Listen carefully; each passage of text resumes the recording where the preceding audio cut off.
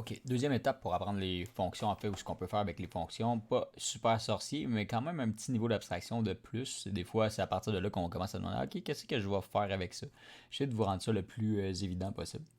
Donc, la deuxième étape, c'est l'apprentissage des paramètres, en fait. Parce que dans une fonction, on a évidemment des statements, on a ça, mais on peut aussi avoir des paramètres. Donc, les parenthèses que vous avez ici servent à quelque chose. C'est pour inscrire ce qu'on appelle les paramètres.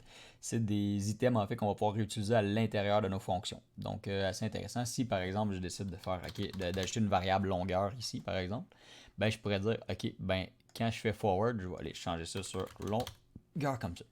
Si je viens pour utiliser le draw square à ce moment-ci, il va me faire un trait rouge, il ne devrait pas fonctionner exactement parce qu'il me dit hey, t'as pas la bonne signature. Donc la signature, c'est qu'en fait ça respecte pas la façon dont la fonction est écrite, il faut la longueur. Donc si par exemple là, je vais écrire, je sais pas moi, 15, je vais faire la valeur va passer ici à 15 pour venir après ça à 15 ici, ce qui fait un tout petit carré finalement. Si on fait, au contraire, on fait 100, on va avoir un plus gros carré qu'on n'avait jamais fait. Hop, et voilà. Un peu exagéré. 200. Comme ça.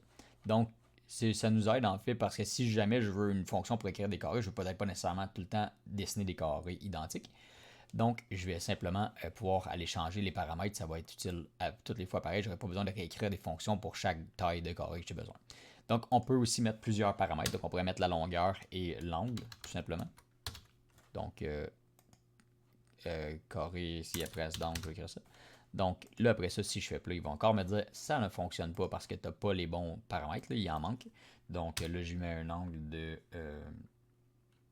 150.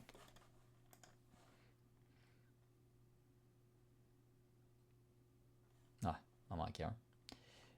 Cinquième range. Ah, puis là, on pourrait en ajouter un autre. Étape, le nombre d'étapes.